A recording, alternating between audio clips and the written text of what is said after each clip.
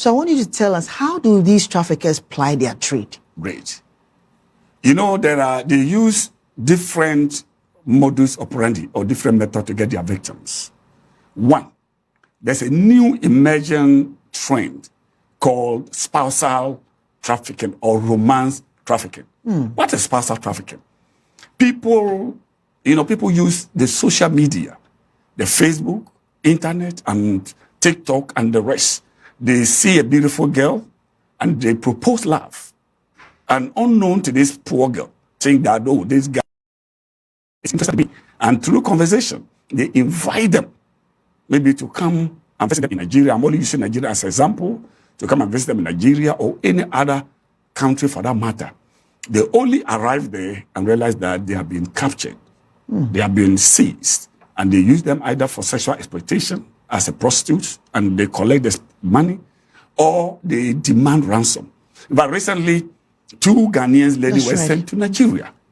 And it was a part of the romance scam. They proposed love to them, and they accepted. And they invited them to come and visit them. On their arrival, they locked them, and they started demanding ransom. So this is another emerging trend. Another emerging trend is travel abroad.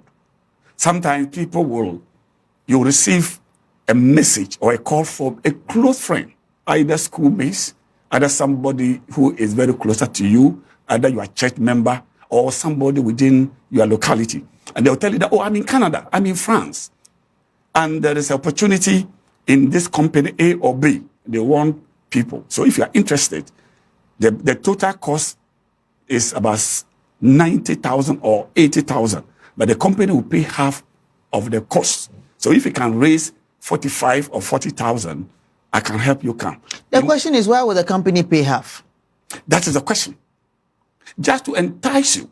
It is a form of enticing. So once you heard that, oh, the company is prepared to pay half of the cost, just to entice you. And unknown to you, because of the closeness with that person, you think that person cannot deceive you. You think he's a gentleman because you attend the same churches, you are former schoolmate. So you don't have anything to doubt such a person.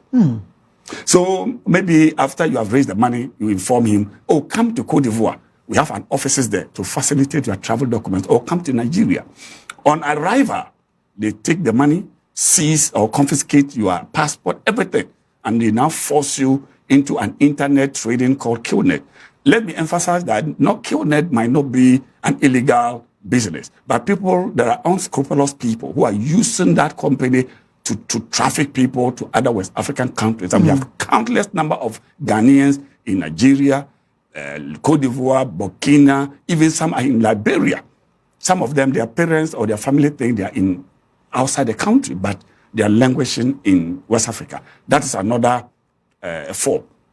Another trend that people use to lure their unsuspected victims is what we call recruitment or trafficking to commit crime. What do I mean by that? In fact, just yesterday, one lady was brought from Cambodia. He was recruited and taken to Cambodia under the pretense of going to be a secretary. On arrival, they were forced to do a scamming industry perpetrated by the foreigners from Asia, that is people from China and other areas. When the Ghanaians realized that it was a scamming business, they decided that they would not work. When they said they were not going to work, they were forced, they were locked in the toilet and refused to even feed them or give them food for more than 1 week. And they became so helpless. They even confiscated their phones. So when the parents got to us, we wrote through Interpol Ghana to Interpol Cambodia. We also wrote through Ministry of Foreign Affairs and IJM, that is the National Justice Mission, and IOM, and they supported. In fact, one of the victims just arrived yesterday, and the other is on the way. We are trying to see how best we can bring them. So this is another way. Another method that is football.